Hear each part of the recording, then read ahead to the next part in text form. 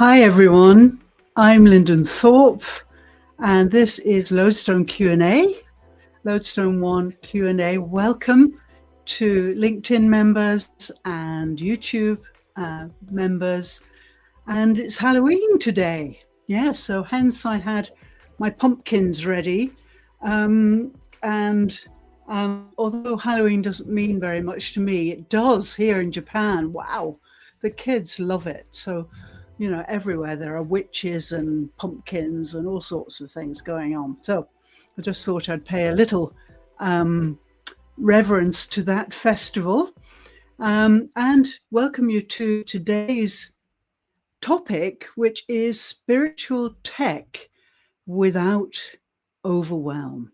So this week I've been examining the digital life and how it's affecting the body and the spirit and the unlimited mind. And yes, it's been extremely revealing.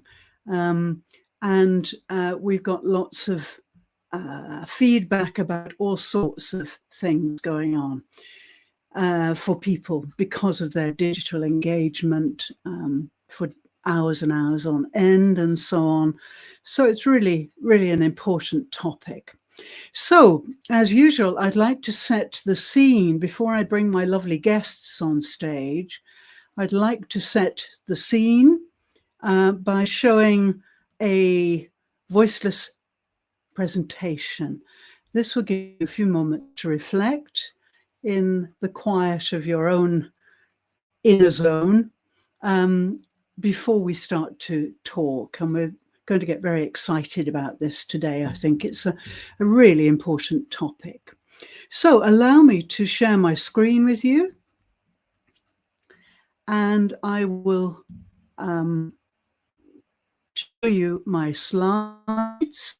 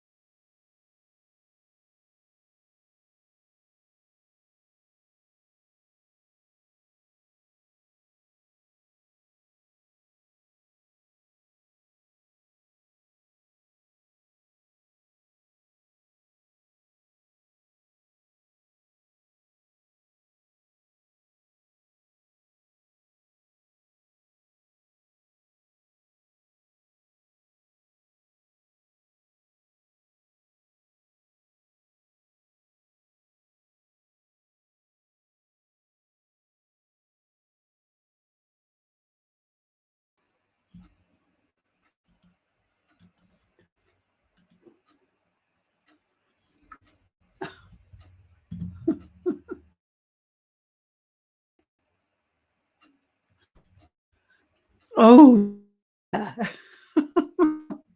Sorry, we've definitely got some Halloween gremlins around. And at first I was going to pass it off by saying my technical hitch during the presentation was deliberate. But then everybody got dislocated and disconnected. So sorry about that. Not me. Something happening with the internet here, probably fireworks or something. Okay, so after that voiceless video, I hope Dr. Muiba is going to be coming back in a moment, but I'm going to, without further ado, I'm going to invite my lovely guests on to the stage so that we can get started. So first of all, Abi Sheila, who is here, there she is, and we've got our Halloween background there.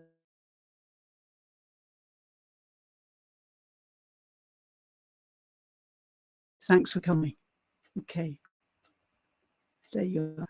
Okay, so we're still waiting for Dr. Muiba to be here. I'll see if she gets loaded. There she is. Oh, good, great. Muiba, sorry about that. I think we've got a Halloween gremlin. We all disconnected, and I thought it was deliberate. Just to show the stress that tech can create, but in fact it was not my deliberate doing. So let's get started. We've got some questions lined up here, but first of all, Abi, what about the video? How did that go down with you? Yeah, sorry about that. I mean, the technology hasn't been good today, but yeah. So I thought, yeah, for me, I read something on it, which I guess is the main title, and that really hit me at this moment. So the spiritual tech without overwhelm, and showing the calmness of the lady in the, so reclaiming our presence. So I thought that those are the things that really hit me about remembering to reclaim our presence, because sometimes we can get so involved, and I think that video reminded me that I need to stay present. And then where it talks about using tech to extend our intelligence, but now it's about reflecting. So tech is very helpful, but we need to be able, and it does help us with our increased intelligence. So it's got its positives, but then we need to be able to think about the body and how it's affecting us, be able to stay in the present and reflect on the benefits and how it can benefit us, because we can go the other way. And if we're not in our spiritual self, we can go the other way and get extended and get overwhelmed with the whole thing. So that was what the video, it reminded me that, yeah, I need to stay present. That was the main thing I took from it. Oh, great. Well, that was my intention, really.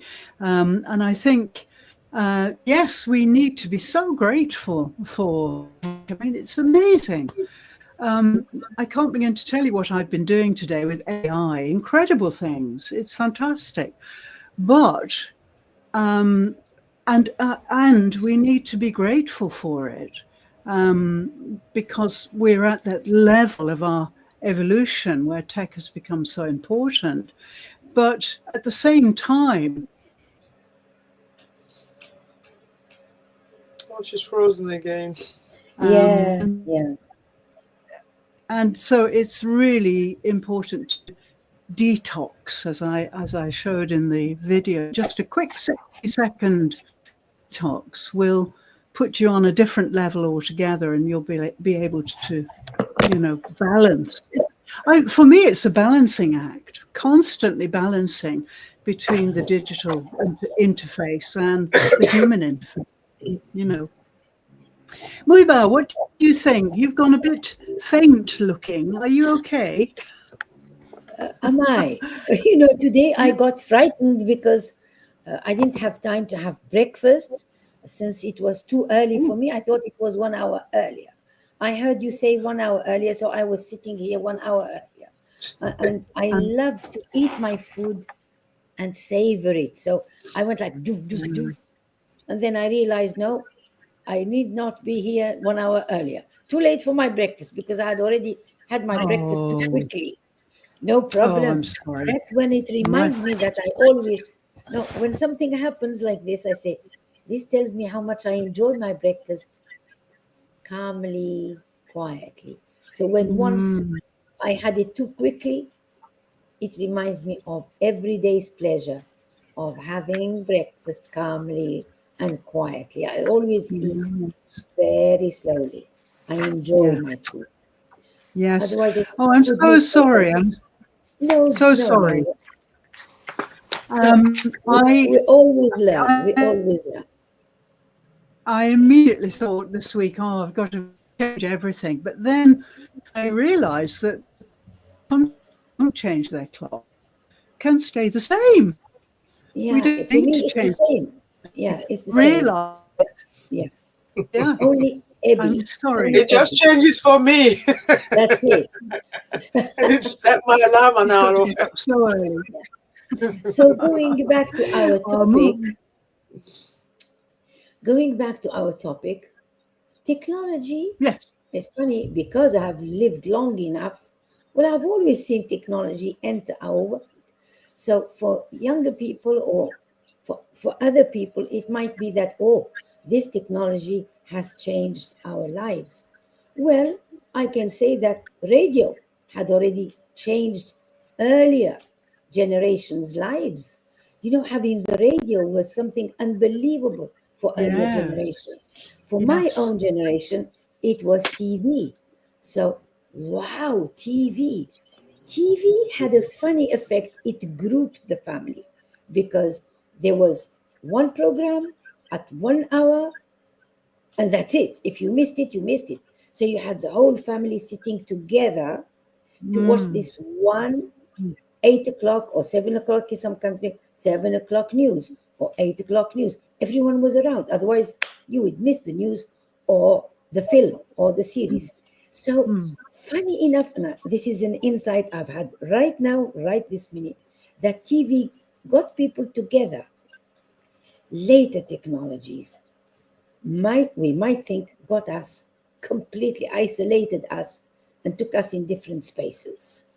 And this started with having individual TVs, something we never thought could happen, that each one would have a TV in their own rooms. It didn't happen. You had one TV, one car.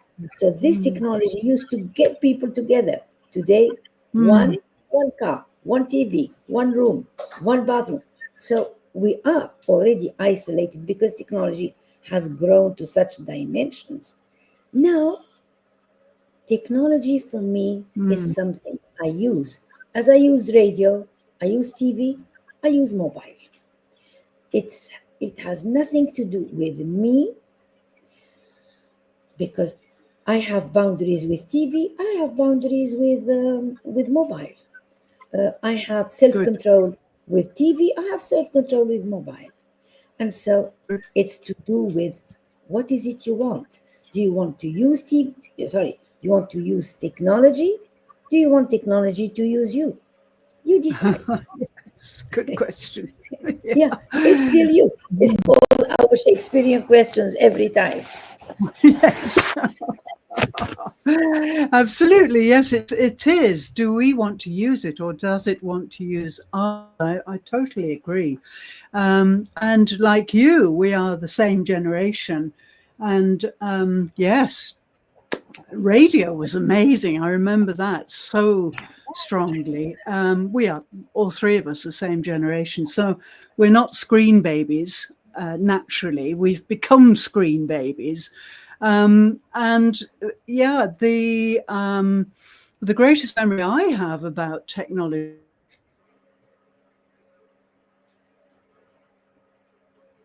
Today is the day. I wanted to be outdoors all the time. I didn't want to be outdoors at all. I hated it. And so the great thing was the radio could be stretched the cable, because it was still plug-in radio, could be stretched out into my favorite place, which was the garden. I would listen to the radio while troweling my soil and planting my seeds and all that kind of thing. Yes. Really, because I'm an auditory person, so the sound of voices was much more important, really, than screens of visual allure. So, yeah, it's very interesting, I think, to look at screen babies and how they are completely addicted to their screens. And if you take them away, well, they kind of die a little bit somehow. Many students in my classes would be, doing their phones under the desks, and I'd go mad and say, right, give me a phone. And they'd put their phones into a box, and I'd put them at the front of the room. And you could see they were wilting, they were kind of panting and wilting to get their phones back. Yeah.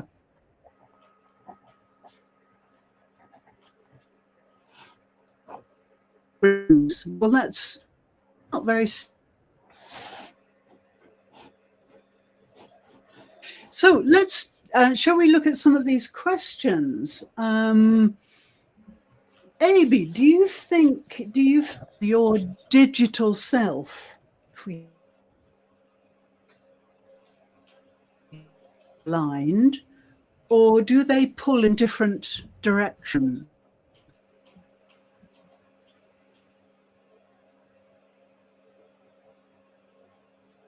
We can't hear you. Sorry, I was Eddie. on mute.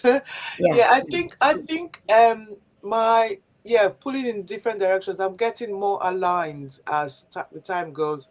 There was a time where, like when it starts again, it was new. It's not that I've not grown up with it. So there was that pull, the excitement, because there's a lot you can gain from it. So it's like being on there all the time, but realizing that in terms of mental health and in terms of my body, because your body speaks to you, and when you're on it too much, realizing that there's a pull there and there was no alignment. So currently, I actually am prioritizing my authentic self, my who I am, and learning to use my digital. I'm still scrolling too much, so I need to stop that. But I have realized within the last few weeks that it's a bit better for me. So I'm using my digital footprint more intentionally. So being intentional. So I need to do a certain thing, and I need to get certain information. So it's necessary that I use my digital self. Yes. I want to listen to gossip or so. That's not very important. That's not good use of my time.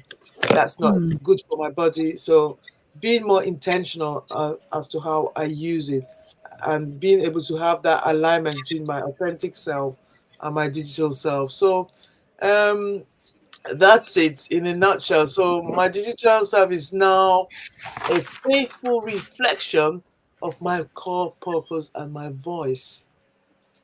So setting those boundaries between the two, so that it's not pulling that way. So there's no competition between them. I should mention too. Then I'm finding more peace within. So listening again, it all comes down to listening to my body and how I'm feeling. Because I'm more kinesthetic. You said you're more. Did you say you're more auditory? Well, I'm more kinesthetic. So the feeling of my body. Super. Yes, we should tell the audience that we've recently been talking about, thanks to Muiba, who gave a presentation on setting boundaries in another community. And so, yes, we're all thinking about boundaries because of that inspiration from the presentation. Abi, I was just going to ask you: do you know, or do you realize that now we can automate scrolling? Oh, what do you mean? Yeah, right. This is something I'm really into at the moment, using AI, because what you can do is you can make a pipeline, and AI will do it for you. I mean, you don't have to do it. You just give the instructions and the outcome that you want. And what it will do is it will crawl the platform that you want to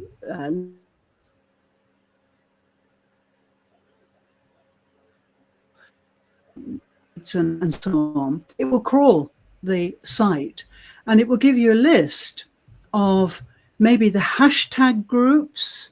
So if you've got hashtags, it's a really good way to search for people in your tribe, as it were.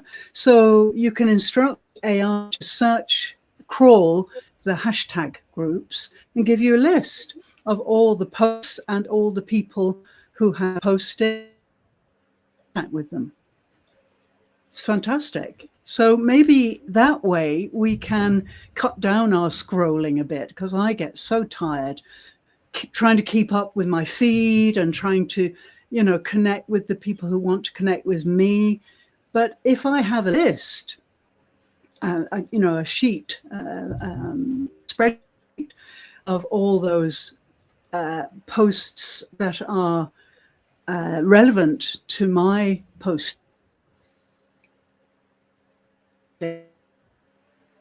contact with those people. So gradually I'm so excited at the idea of automation, because it's going to free me up so much. Reading, and then you're liking and commenting takes so long to do all that. So I'm really delighted to be automating all of these things to give me more time for me.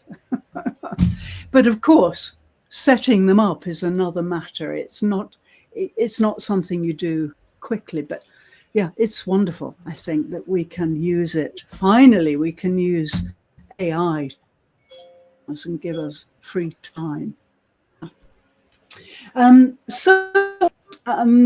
What about you, Muhiba? Do you feel, well, you mentioned before that your digital self is very separate to your real self, and that's superb. But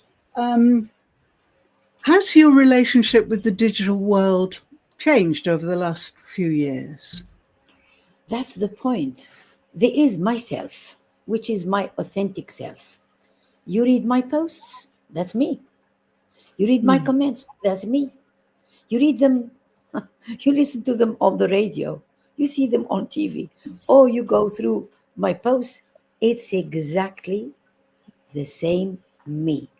I have never ever done anything but my authentic self. Although my authentic self risked and still risks ejecting me from social media, because I have very clear, very determined posts I put, no matter what happens. If it's not liked by LinkedIn or other social media, it's none of my business. I express myself authentically to the very, very detail of authenticity. So I've always used technology. I don't think it has ever used me, ever, ever. When I post and say, I like what you write, when I say, oh, I was impressed by what you are saying, it means I was impressed. So there is no people pleasing in my life, has never been. So it's not now that I will start at my age becoming a people pleaser. No. Another point is to do with addiction. How do you know there is or there is no addiction in someone's life, be it food or substances or the digital? You know it because they show the same body signs. And you are right to speak of you taking away your students' mobiles, and all of a sudden they go funny in their bodies. This is addiction. It's addiction. The same signs shown by the by the body, it's telling you they are addicted. So if you say to a child, no mobiles at the table, the child starts eating very quickly so that the child can go buzz off and use the mobile. So you can tell that they have reached the stage of addiction. How do we avoid it? Boundaries, you're right to mention boundaries, which we mentioned a couple of days ago. Boundaries. At least we agree, and as usual, on shared values. We all agree, yes, that at the table we can't possibly be eating, sitting together, enjoying food together, and having a mobile. Get out. Mobiles out. You leave them before you come into the dining room. This is a way of at least making one feel, oh, so I can survive without a mobile. Because some people might think, what am I supposed to do without my mobile? What am I supposed to do without my social media? Well, you are supposed to be yourself. Plus, all these things are plus. They are added to what we can use. Yeah, I totally agree. But I do also know, especially from young people, that they don't know what their authentic self is. They maybe have never encountered it. They are so layered up with social conditioning, with digital conditioning, with keeping up with their peers. Even my 3-year-old niece wants a phone now because her 3-year-old neighbor has a phone. So now she's crying all the time because she can't have a phone. I mean, it's the peer pressure, I think, that is a problem with young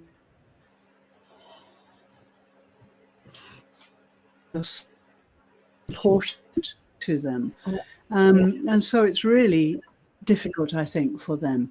Muy bad. I love the way you use conditioning. We are allowing ourselves and our little ones who don't know better to be conditioned. Why? Because most mothers don't have time to take care of the kid. Why not? We used to say, put the kid in front of TV. You've got a couple of hours to do your own things. Now it's getting worse because at least with TV, there is some sort of interaction, some sort of agency. Today we say, so what? Okay, the guy, the little one is 3 years, 5 years, no, give him a mobile, you'll get rid of the little one for quite a while. It could be hours and hours. And we don't realize we are conditioning them to live in this world. And this world is terrible because you have no filter. You have no idea what they are being told. And when I watch what little ones watch, even on TV, let alone in mobiles, on TV, I say, what is going on? Now TV programs for little ones have no language, by the way. It's no language. No human beings. It's cars bumping into other cars. And when they bump, they go like, oh. So it sounds, how is the little one going to learn any language? Any language. So no language used, no values at all, because it's all cars bumping into other cars. No human beings. What sort of world are we offering our little ones on TV? Let alone letting the little one scroll. What sort of future are we creating? We are in charge. We are responsible as parents, as relatives, even if we can place a word, because I'm not sure we can still do that. With anyone observing what's going on as educators, all I can do is when I'm talking with someone who uses a mobile, I stop. So I would be talking with someone, and for a minute somebody goes like this, I stop. And they would say, continue, I'm listening. I say, no problem.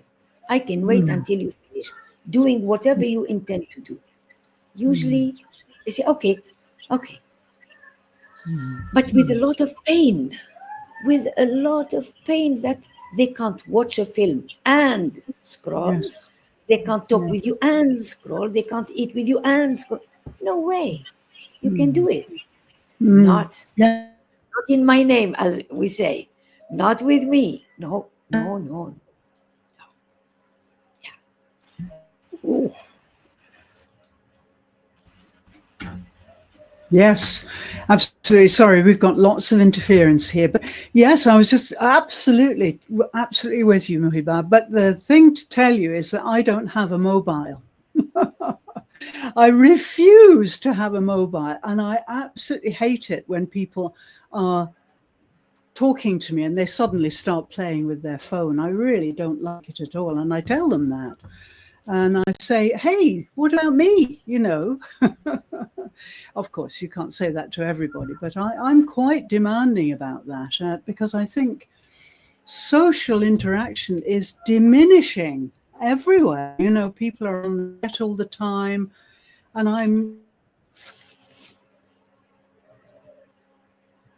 face to face, you know. So I'm extremely kind of demanding about that.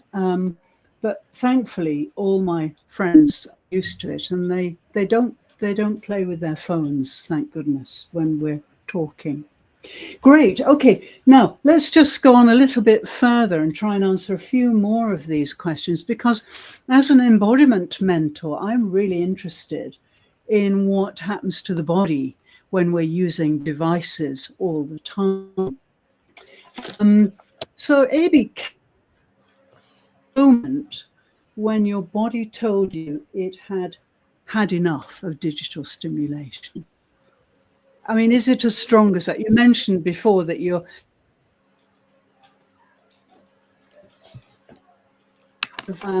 revulsion. Is there some horrible feeling that creeps in and makes you stop, or is it just very gentle? And I would say it's very gentle. So I have to kind of listen. So rather than what I used to do in the past is I just go on, and then you either maybe might be getting close to burnout, or you kind of think, why am I feeling this way? So what I've learned to do is to listen, to take time out and just be quiet and listen. And sometimes you can feel a dull ache, maybe behind the eyes. So I'm trying not to ignore that, or maybe a tension headache, or tight. So I used to have like in my shoulders there, and then also the inability to focus. I'm kind of thinking, I'm not 1 hour down the line. It's like I've only done 2 or 3 minutes. So my focus, I'm having to go back. So that shows time to take some time out. So, and also maybe being upset with myself because I'm not getting things right. So my temper is heightened. And so these are like subtle signals that you might just think. And sometimes I'm hungry. You know, I'm kind of thinking, but I'm still on there because I think I have to finish that. But I've now realized that, no, if I'm hungry, because I only eat when I'm hungry. So I need to take time out, go eat, and then come back. And then I find I'm more productive. So listening to those body signals, as I find, is very important. I am getting better at it because I guess I am lucky to be retired, so I can do that. Unlike when I was in corporate, where you've got deadlines, but even then you can still pace yourself. Then I didn't know then what I know now, but you can pace yourself then. Take maybe a 10-minute break, a 3-minute break here and there. You know, just get off, walk around the office. If you're working from home, going to the garden if you've got one. Yeah, but just being able to pay attention to your body, your nervous system, like you keep telling us. Yes.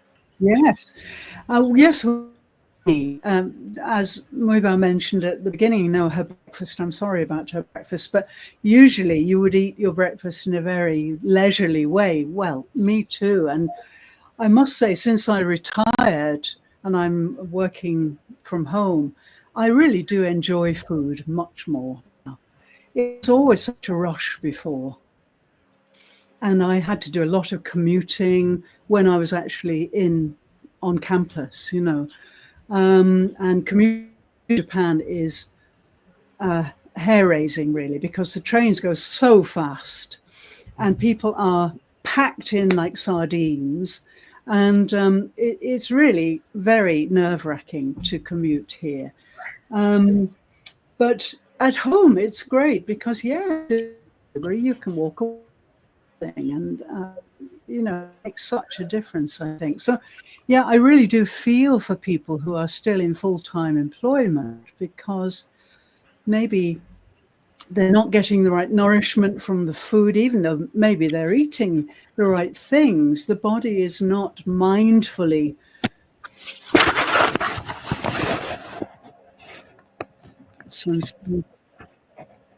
and so there can be nutrition problems as a result. I think it's really important. Muhiba, how about you? This is a good one for you. The digital world promises connection, okay? Yet many people feel lonelier than ever. What's happening here? And this is certainly the case in Japan.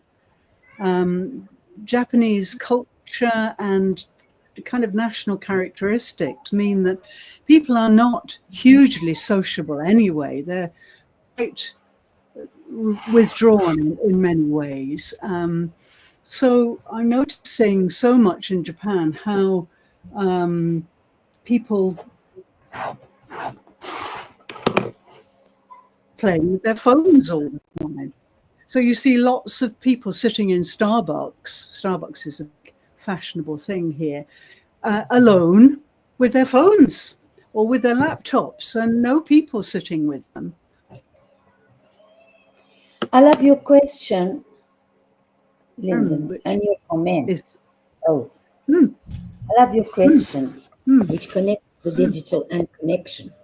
And I always say, if you want to compare, you better compare with the best and the worst, not with one of them.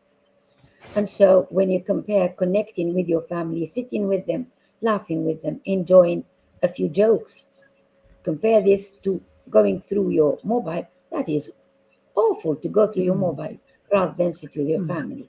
Isn't it wonderful to have the face-to-face? If I can meet my friends, why should I talk to them on the mobile? I would love to connect with them, hug them.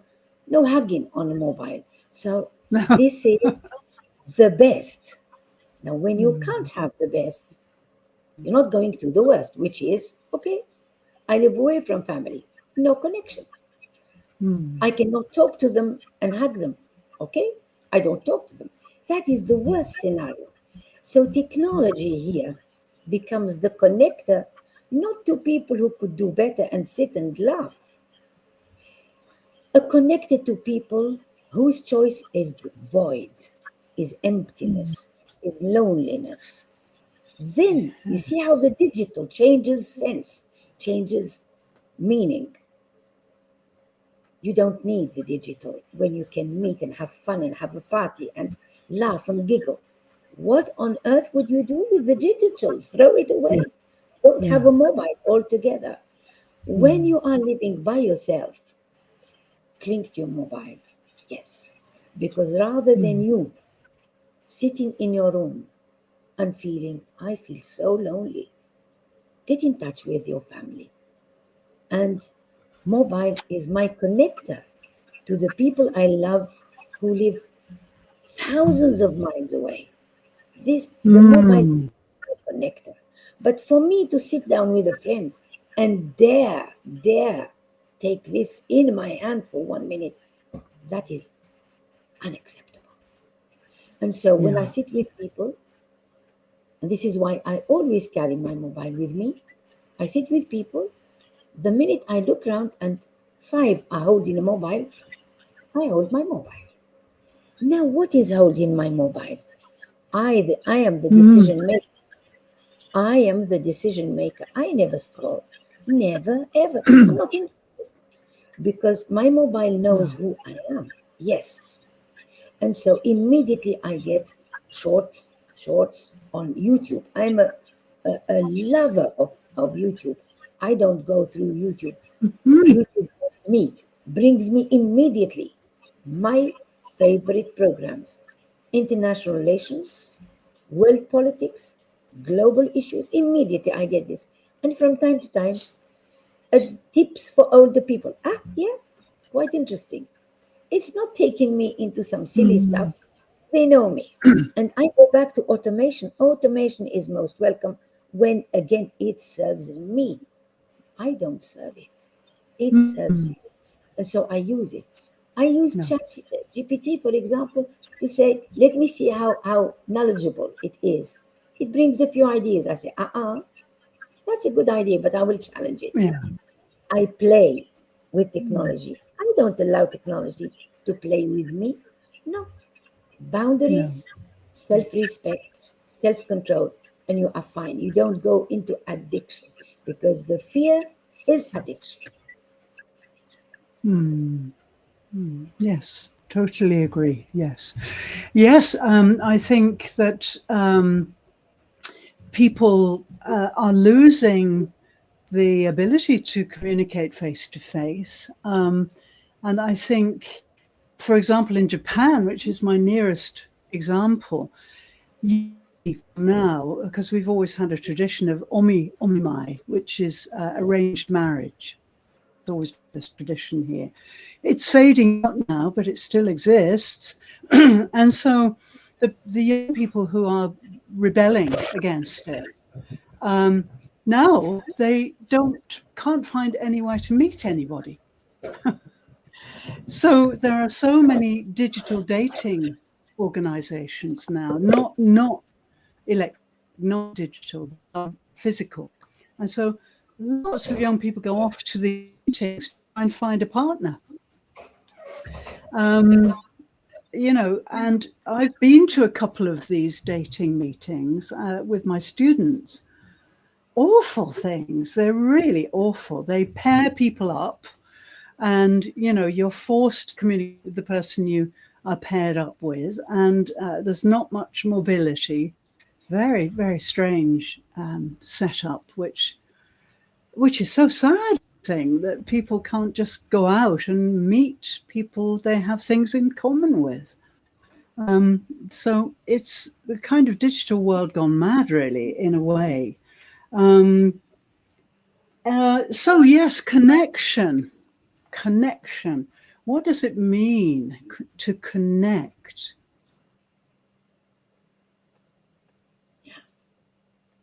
And think of connection in a digital way. We can think of connecting with our audience as entrepreneur and internet business people. But the word connection removes us from the kind of human way of relating to each other, I think, in many ways. So I think there are so many hurdles to jump in the future with this digital movement we're in the middle of now. So, Abi, what do you think about the future, the digital future? What's humanity going to look like in 30 years' time, do you think? It's a bit scary, and it's a bit not. I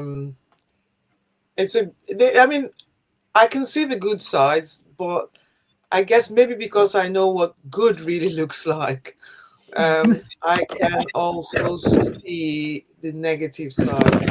And like you said, because I'm single, so in terms of like the dating, I see the difference where you can't go out now and meet people like you used to with common grounds. You're going through the internet, and it's a bit toxic. And that's just people present their best selves or what they think they are, not who they really are. So they're not being authentic. And because we're so isolated, so that's the danger. I think if we're mindful about our bodies, and so what you're teaching is a good thing, but how many people are spreading this word is the problem. So if you're mindful about who you are and know who you are, then you can have that connection, which is the authentic connection, as opposed to the digital connection. Is great. It's great for information, it's great for work, it's great for so many things, but it's not great for the human connection. Nothing can compensate for the human connection. That's because we are like magnets, and we're so sometimes some people repel you, and sometimes some people you're attracted. So we've got this energetic force around us, which we can't really explain, because we don't really understand a lot of things about the universe. I believe that we're energy, so we can't be created and we can't be destroyed. So we have always been, and we will always be. And so the things that we come with when we come into this world, and we can't understand it, and that connects us to other people that are similar to us, which the digital world cannot provide. And when I look at the young people, it's very scary, because I kind of think there's a lot around them, a lot happening. But like Muhiba said, you go in and they've got the phones, and they're even sitting next to each other and talking to each other on the phone. But they're next to each other. But that vibration that comes out of your mouth has an effect. So those words coming out has an effect on the other person. And just typing it's different. It's difficult to explain, but like I said, because I know what good looks like, it's clear to me. But whereas somebody who's born in this digital age can't see it because it's so normal to them. So how do we get them to see it? And I think this work that you're doing about connecting to the body is so important. And I hope more people will get into that, so that the young people can understand, because once they start to feel it, then they will start to understand, and they might encourage it more. So hopefully this is just a difficult patch, and we will get over it. But if things continue this way, it's a bit scary. Yes. Muiba. If I may comment, I always comment on the last words that I said before I forget them. Then I go up to the earlier ideas. I jump on. I've just had an insight while listening to Abby when she says, I know what good looks like. Yes, because we are older people. We know what good looks like. We know the great pleasure of hugging people and talking face to face and laughing and giggling and cheering, and we know what good looks like. Younger people know what worse looks like. That's the point. That's my insight today. That's my takeaway. Because they would tell you, okay, then you don't want me to use mobile. What do you want me to use? I'm sitting in my room. I'm all by myself. What is it you want? What is it you want? And you realize, yeah, they are right. If they don't connect to the few friends they have on using the digital, what on earth are they going to do? You, daddy, and mommy, you are going out. No one is left behind. Remember that we used to live in larger communities, much, much more extended families. If one is not here, well, no problem. All the others are around. So that's the point. That's the disagreement between younger people and us. We have this extraordinary memory of get together and the gatherings. They don't. They don't. No. They live with a single mother, a child, a mother who wants to find the little space to go out with someone and leave the little one growing up by themselves, or with the nanny who has other things to do and a mobile to use. That's it. I always say the comparison is with what? The alternative is what? Now, if governments, if states, if communities wanted their kids to get out of those mobiles, they can do it. They can create activities, leisure activities, sport activities, as we used to either think of doing or did. Just put next to your house a place where little kids can go and play and enjoy other kids' company. You won't have a child using a mobile. Do this. Go for the socials, for family reunions. Say every Sunday, let's meet at the park and have fun. All the kids will be playing with one another. They won't be using mobiles. But when you say, I have no time for that, I've got a report to finish during the weekend, and you, what is it you want? Your mobile, here. Take your mobile and leave me alone. Yes. So it's our role and responsibility as educators, parents, community, servants, to create that space we keep talking about, not walking the walk. Talk. Establish whatever you have in mind can help these little ones, and they will never, ever use a mobile. They will rush to these playing grounds and have fun and keep these memories for later generations. Yes. Totally agree. And again, this is a huge topic. We don't have enough time. We're running out of time now.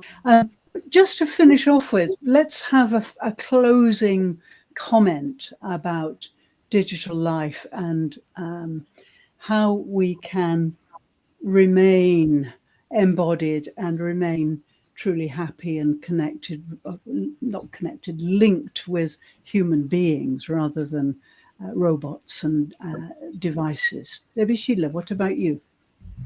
Yeah, as my closing thought is that AI digital is great, fantastic, love it, really, really love it, but it's being conscious of who you are, of who I really am.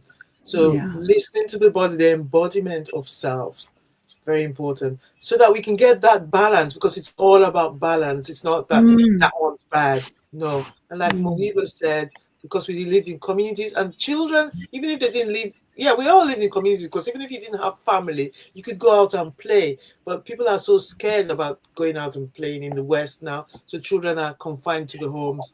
But just creating that space so that people feel safe to go out, because children do prefer actually to be outside. They love it being outside.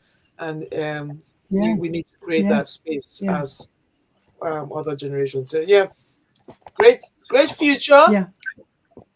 But that's what we need to be careful. And I'm so grateful to be in Japan, because here we're so safe. The kids are playing out all the time, and nearby we have what do you call it? Hoikuen. I don't know what you call it in English. No, a nursery school, I think you call it, for 3-year-olds, 4-year-olds. And every day, these troops of 3- and 4-year-olds are brought around where I live, all wearing different coloured hats for their group. So organised. And they're laughing and joking. It's such a joy to see these kids actually playing just where I live, just outside. So Japan is very safe now. And I just don't think I can live anywhere else. I can't bear all this danger. Living in London for 5 years before I came to Japan was hair-raising. I was absolutely stressed and hair-raised most of the time. Now. I know. I don't know how you do it.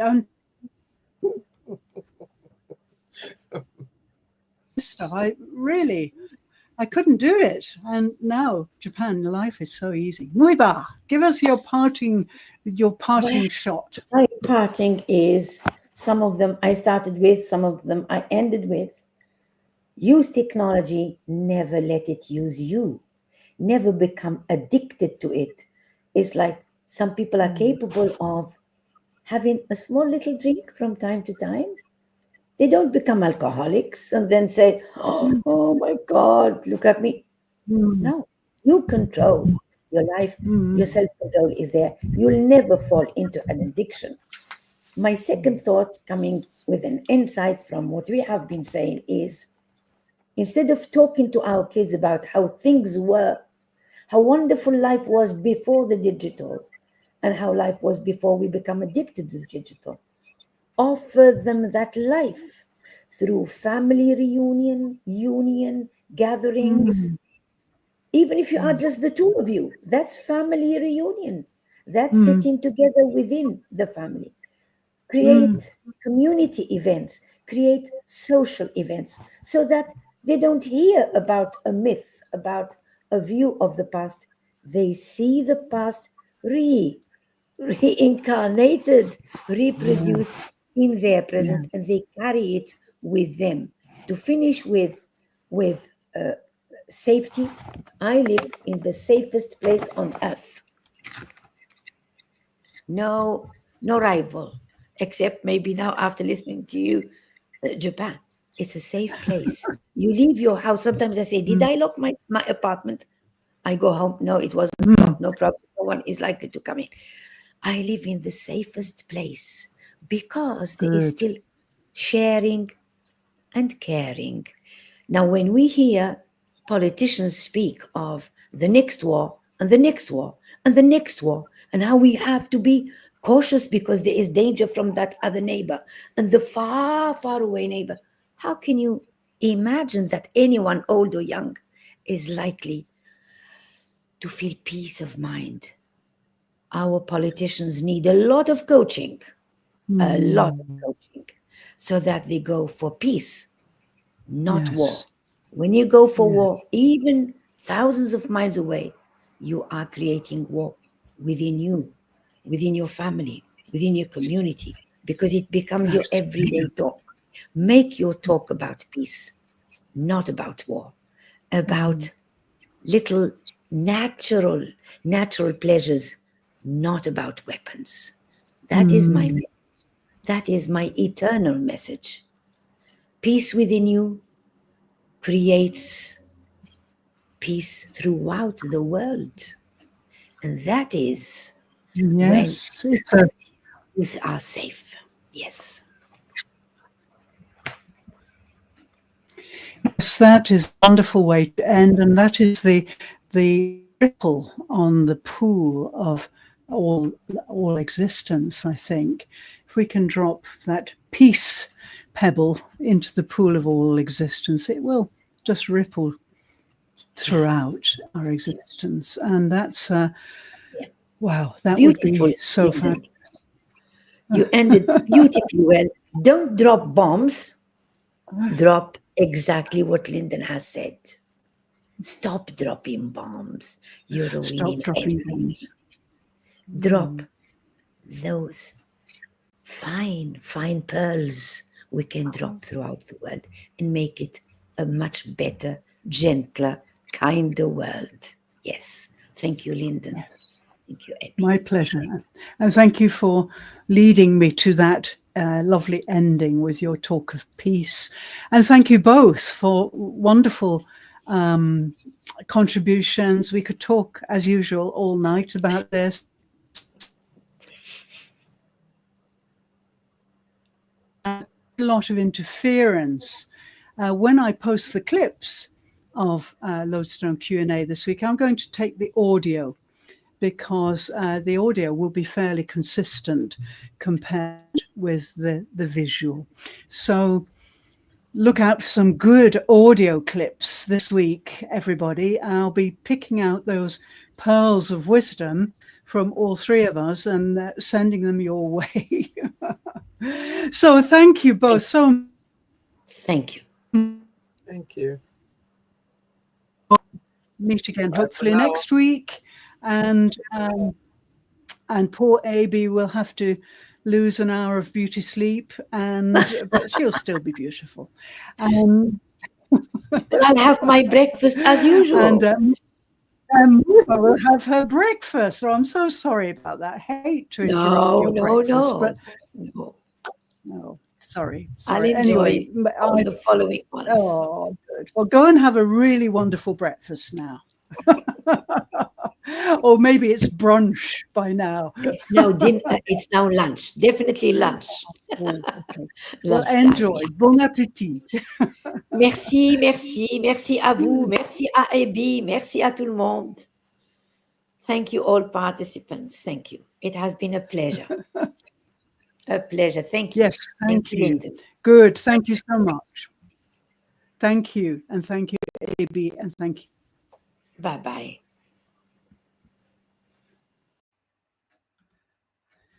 Okay, wonderful contributions from my lovely guests. So sorry about the interference. Yes, it must be the Halloween spirit that is breaking in. And I can see I've got some lovely comments here from Rosemary Ibe Njoku, who says, yeah, she's smiling, lots of smiley faces, and saying, yes, creating activities and sticking to it will help. And thank you, ladies, for these sides. Thank you, Rosemary, so much. I will be back in touch with you very soon. And I hope you'll come and join us. Please apply to come and be a guest in the studio, and then you can contribute with your lovely comments. Thank you so much for those. That's great. Okay, so that's it. The weekend begins. Enjoy a lovely weekend. Look out for these clips from today's Q&A, which I'll be posting during the week. Stay safe and think of peace. Just drop those pebbles into the great pool of all existence, and the ripples will ripple right to the edge. Thank you so much, and I'll see you next week, same time, except in Britain, UK, an hour earlier, but same time if you're anywhere else. Thank you so much. Bye-bye for now.